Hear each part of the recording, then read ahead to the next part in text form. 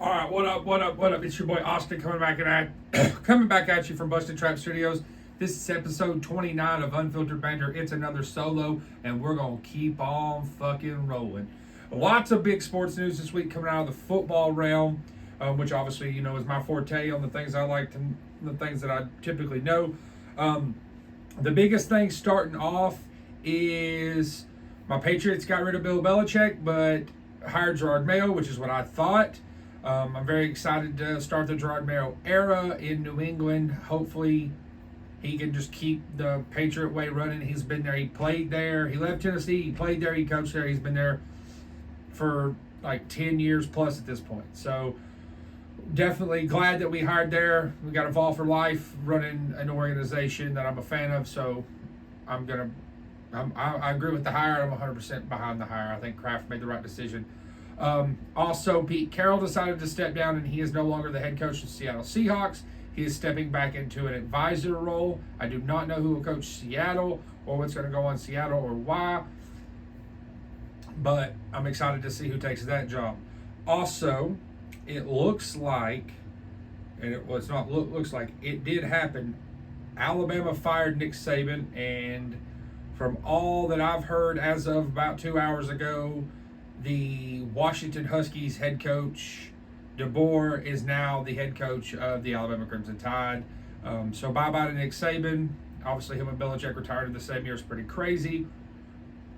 But it is what it is at this point.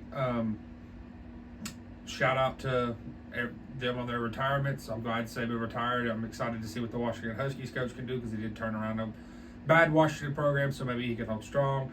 From what I've seen, Dan Lanning turned it down. They had interviewed Dabo. They kind of went across the board and just pulled out everybody that they could. And I guess the money and probably the prowess of playing in the SEC or coaching in the SEC brought him to the SEC, because I know Washington's not in the Pac-12 anymore, but the SEC is the SEC, and I'm assuming Alabama pulled up with a dump truck full of cash and dumped it out in his lap, which more power to them. I do know that a lot of their guys are leaving. Their quarterback left. Some tight ends have left. Offensive linemen have left. I think they're kind of across the board. Everybody's leaving, which,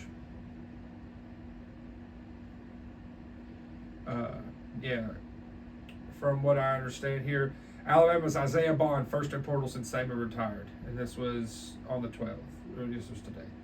Enters his name in the portal on Friday, becoming the first Crimson Tide player to do so since Saban announced his retirement. Bond is second on the team in receiving this season. Tennessee got another big tight end commitment out of Texas for the 2025 class. We've got a big tight end commitment coming up this weekend on tour, so excited to see how that goes. I just jump right into the NFL where we're at right here.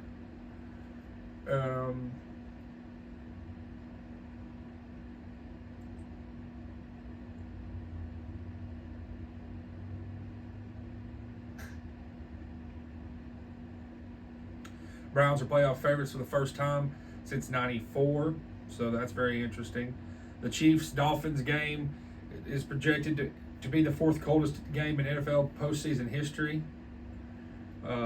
Guess we can kind of break down those games. Tomorrow night, the Browns play the Texans on NBC at 4:30. Browns are a 1.5-point favorite. That'll be a good game. Obviously, Deshaun Watson plays for the Browns, and the history between those two teams. The Dolphins play the Chiefs at 8 p.m. on Peacock. Kansas City is a 4.5-point favorite, probably because they're at home. Both teams are kind of like, they were both kind of okay, and then they both kind of fell off to Granted, they have 11-6 season. They both had an 11-6 season. Still feel like they're iffy. On Sunday night, Sunday afternoon, Cowboys play the Packers at 4:30 p.m. on Fox. Cowboys are a 7-point favorite. Mike McCarthy is playing against his old team, and those are two of the most storied franchises in the whole NFL, so it'll be a good game to watch. Steelers Bills on CBS at 1 p.m. So that'll be your first game of the day, and then the Lions at the Rams. Matt Stafford has to go back into Detroit to play and see if he can win. I've got the Lions in that game.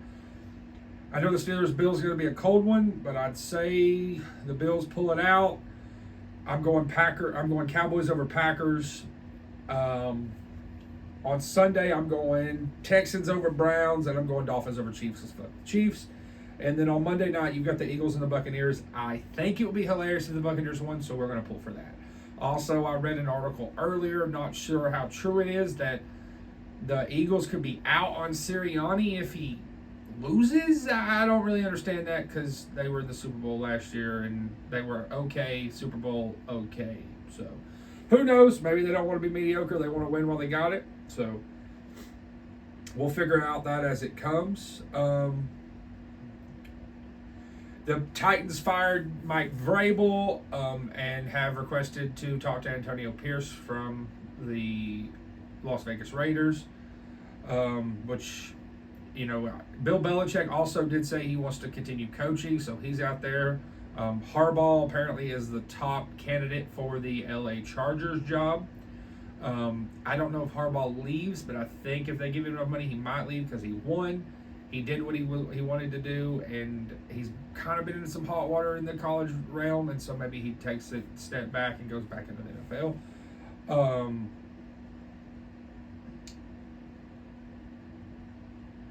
The Giants fired their defensive coordinator.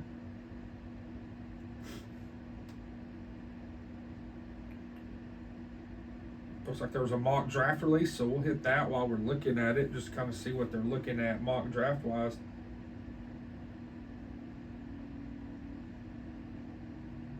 Oh, no, that's 2024 fantasy draft. That's not what I thought I was clicking on.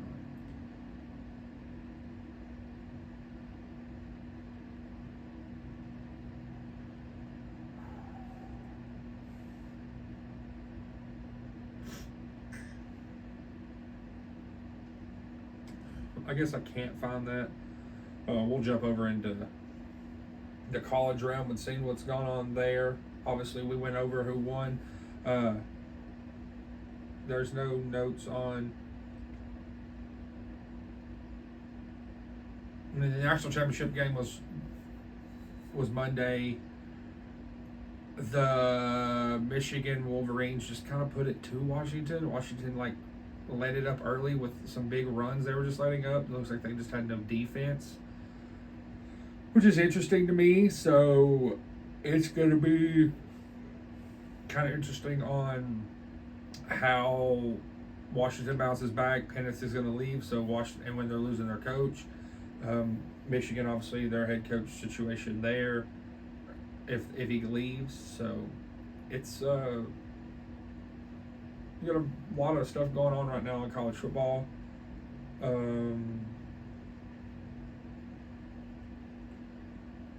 Boise State got USC quarterback Malachi Nelson, who was the number 1 overall recruit in the 2023 draft.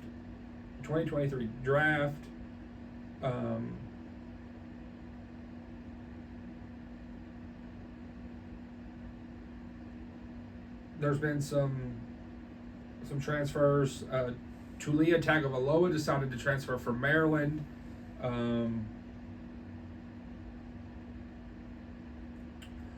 That's really the biggest name. I know that. Here we go.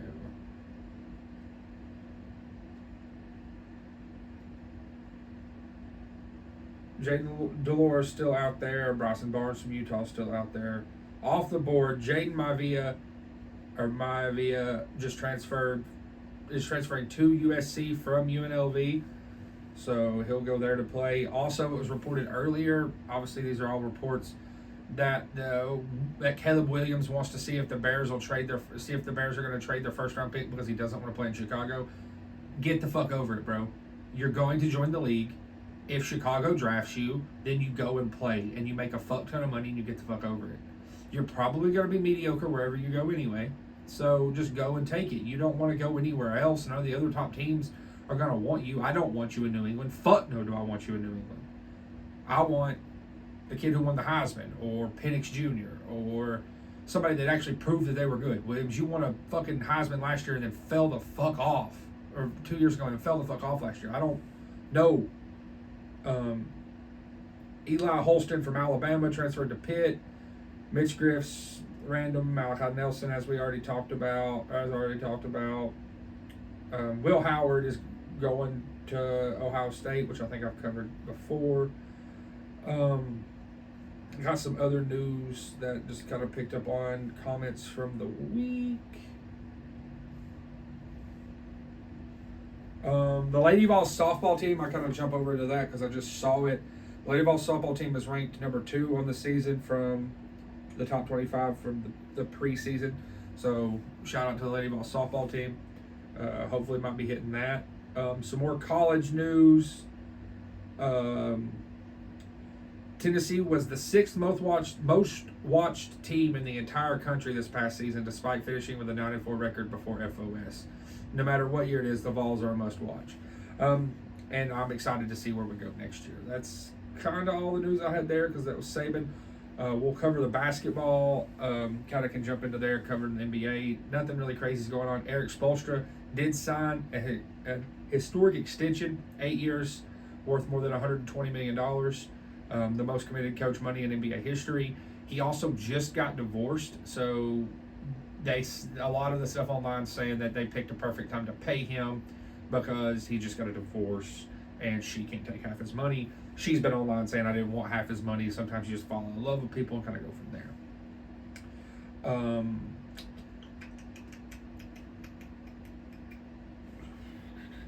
We'll go college. We can go NBA. I'll go NBA. I'll cover NBA. The Lakers are mid-pack. They're like 19-19 on the season. Ja Morant is out for the season. Looks like LaMelo Ball is back with the Hornets after 6 weeks.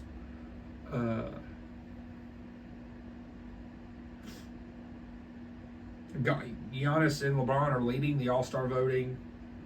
Apparently the NBA draft is going to become a 2-night event. But yeah, the Lakers are mid-pack, very, very bad. And a lot of people I've been hearing online are saying it's because as long as the rotational players are there, he's going to play the rotational players. And the rotational players like Cam Reddish and the other ones aren't good. And so they're getting rotational time. The Thunder won by 62, the Bucks by 33, huge margins of victory. There's lots of rumors coming around the trade deadline.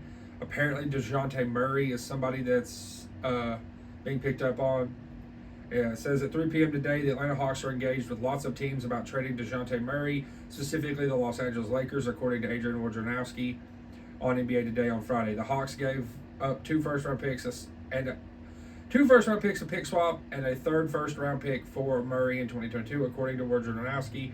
The chances of him moving before the deadline are very high.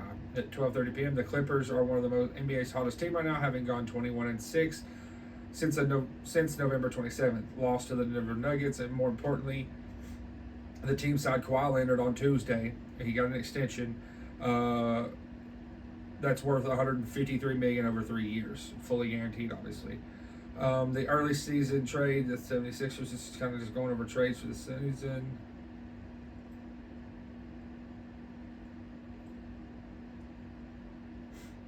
Apparently, Chicago Bulls might be looking to trade Zach LaVine. Nothing too crazy. Basically, DeJounte Murray's going to get traded, which is kind of the thing that I've been seeing the whole time. DeMar DeRozan was also being shopped at one point in time to go to the Miami Heat, which I know I'm wearing a Dallas Mavericks hat. Would be cool to see. So, obviously, the NBA is not going to ramp up for anything for me until later in the season when they start getting closer and when football ends, because the NFL is going to be king right now. We'll cover men's basketball. This past week, a lot of stuff's gone down in men's basketball. Mikey Williams decided to leave Memphis and is going to UCF, committed earlier today.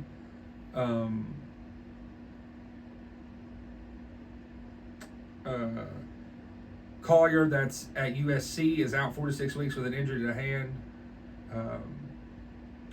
LeBron and Bronny to appear on card in Fanatics deal. So there's a lot going on there. Bronny might actually get more playing time since Collier's hurt.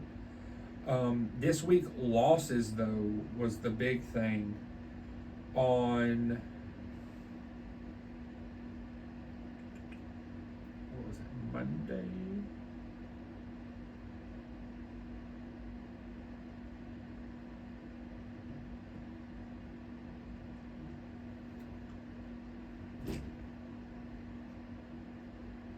Purdue lost. Since we last recorded, Purdue has lost to Nebraska. I don't know the score of that. I can't seem to find it here for whatever reason. They lost to Nebraska on Tuesday, 88-72. And then it was released on Wednesday that Zach Edey's leading the vote. I think the votes for the Wooden Award. So that's very interesting. In my opinion. Kind of go back. I skipped to the wrong thing, of course. This week, 5 teams that were ranked lost, which is very odd. Kansas lost on to UCF on Wednesday night. Tennessee lost to Mississippi State. So there's been a lot going on there in that college basketball. Again, it will ramp up, and that's what will carry me into the NBA after NFL football ends, since college football is over.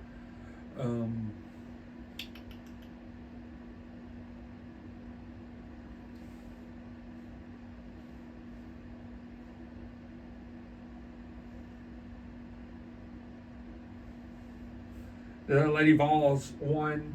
They've been lackluster. I definitely see them probably losing their head coach this year, which is sad, but if it happens, it happens. Leftover, we covered basically everything there is to cover sports-wise. Hockey obviously is going on. I don't know nothing about hockey, so we're not going to talk about it.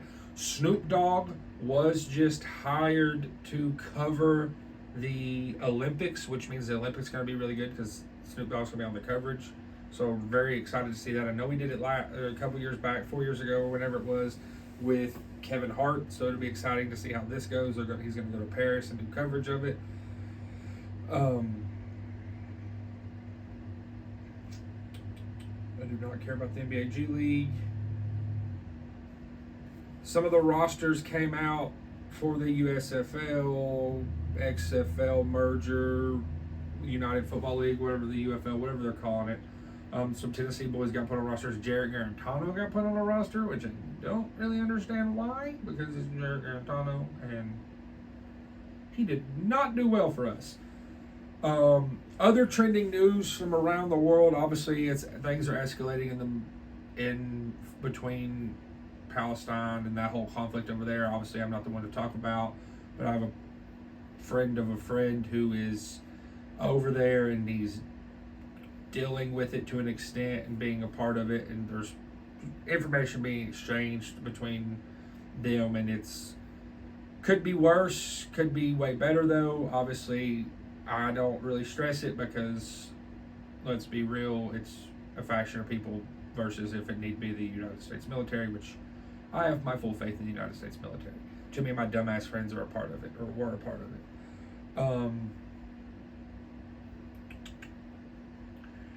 There was a group of Jewish men in New York who built an underground tunnel from one place to another to have they were extremists is how they were labeled.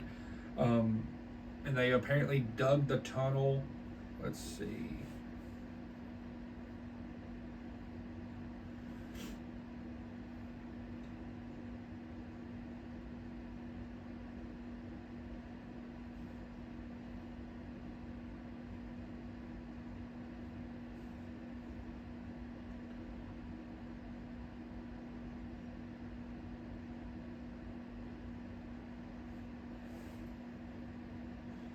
I'll pull up the actual article.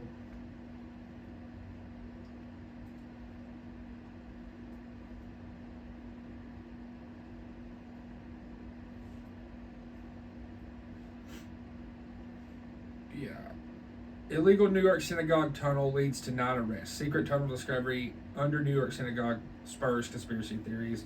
Click on this. This is from the Associated Press.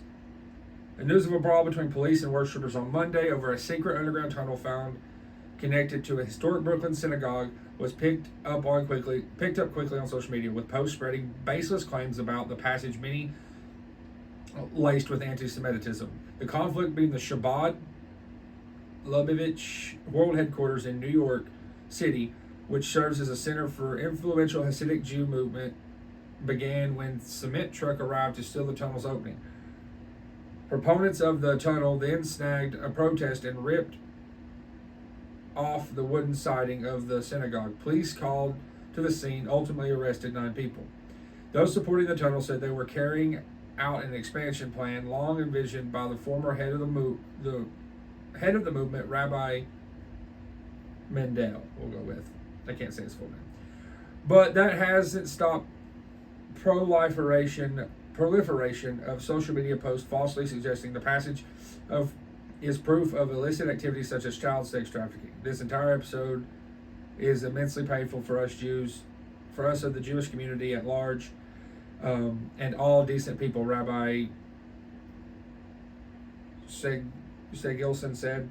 A spokesperson for Chabad told the Associated Press he also noted the sensationalism and errors in the media have provided fodder to these individuals who are trolling online. The clear facts claim the tunnel is connected to a local children's museum. Facts: the tunnel does not connect to the Jewish Children's Museum, which is located across the street from the Chabad headquarters. Commonly referred to as 770, a nod to the address on the complex's original building, the Chabad headquarters now encompasses multiple adjacent structures in the Crown Heights section of Brooklyn. The passageway is believed to have started in the basement of an empty apartment building behind the headquarters, snaking under a series of offices and lecture halls before eventually connecting the synagogue. The New York City Department of Buildings investigation found a tunnel located beneath the headquarters that was 60 feet long and 8 feet wide. It extended under several buildings in the vicinity, connecting openings cut into the basement walls. That's nuts! They were digging this hole. They said that they had illegal Mexican migrants staying close by to help work on it. It was just weird. It says the building at 1770 Eastern Parkway was purchased in the 40s, which became the Chabad complex. The upper floor served as home for the Chabad's 6th Rebbe or spiritual leader.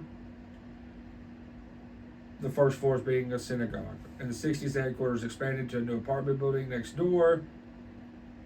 The main synagogue where Monday's brawl took place was moved from the original building to the basement of this structure. A smaller synagogue remains at the 77 East Parkway building on the original structure's west side. It's just a lot of craziness. Another claim was that the tunnel was used for child sex trafficking and other illicit activities. It says such claims are unfounded, hinting at long-standing anti-Semitic tropes and more recent baseless conspiracy theories about child sex trafficking rings run by elite public figures, including government officials. That came out. Bill Clinton got let off easy. Stephen Hawking apparently liked to fuck little girls too, but I don't understand how that worked because he was special ed. But then they said something came out that he was watching midgets naked on their tippy toes or some crazy shit. That's what Andrew Schultz said. I don't know what Schultz was saying just to drum up shit, but it's a lot of funny shit really is all that's really been going on. It's nothing too crazy. I did get the new Prime to kind of cut into something else to talk about. It's called Cherry Freeze. I've been waiting to try this for a few days, and I was waiting for the podcast, obviously, to see what I thought.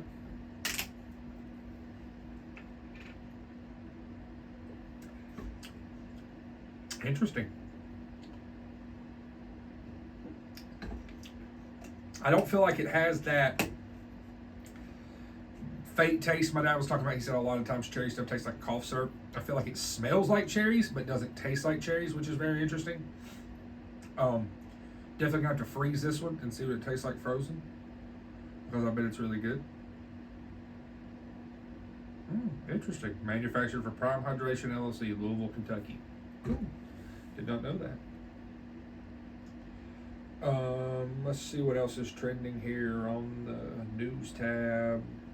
We've got a lot of stuff going on with Speaker of the House, speakers, and different stuff in the government. I don't really give a shit. I'm not government based. I just like to bitch when it's time to bitch.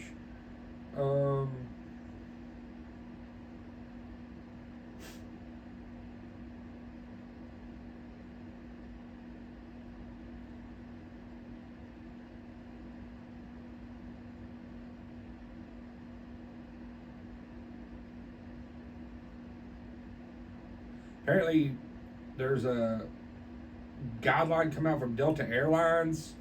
It says race and ethnicity style note capitalize black and brown in Delta communications. Unlike black or brown, white should be lowercase when referencing race, ethnicity, or nationality. Be as specific as possible. Very odd. Obviously, there's a bunch of people going nuts online over that. Mike Lindell from MyPillow is trending.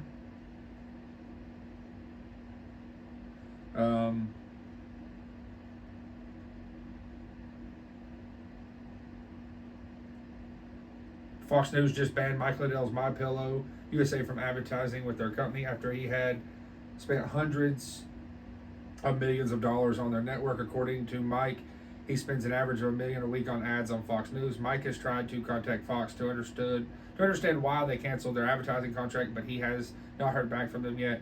He thinks it's possible that Fox News banned MyPillow because Mike recently hired former Fox host Lou Dobbs to join Lindell TV Media.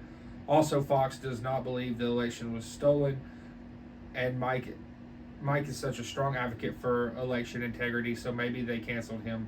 A strategic move ahead of the 2024 election. Good luck. That's just going to give him bigger, so it's very funny. Obviously, Martin Luther King Jr. Day is on Monday, so when I have a dream is trending. There's just probably goofy shit. When I have a dream, it's straight from the dream diary. Haven't watched anything new.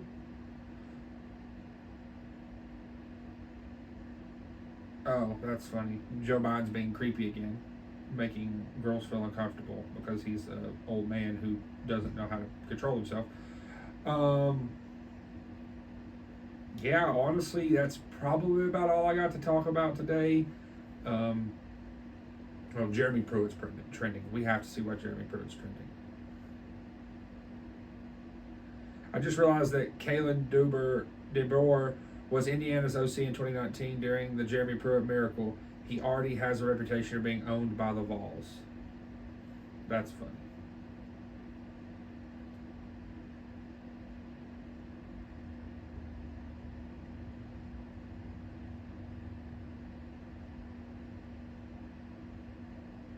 But it took a lot. Apparently, it took a lot for the Tide to get their coach.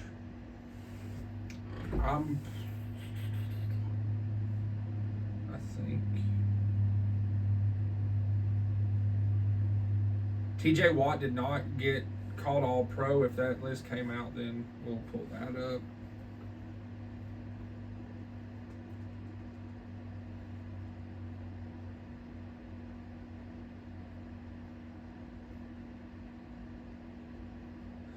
Your 2023 NFL All Pros. I know last week we talked about Pro Bowl.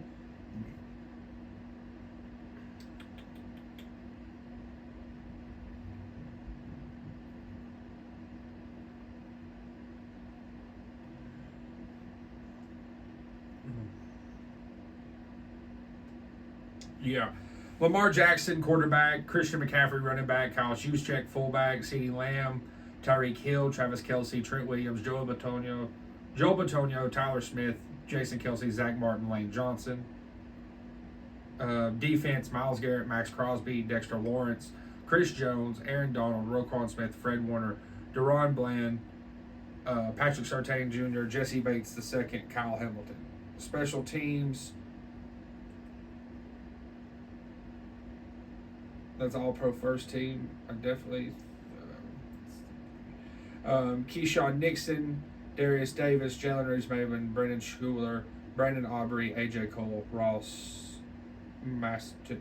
I can't say his last name. Also, big ups to Oh, I can't think of his name. Special teamer that retired from New England. His name is escaping me.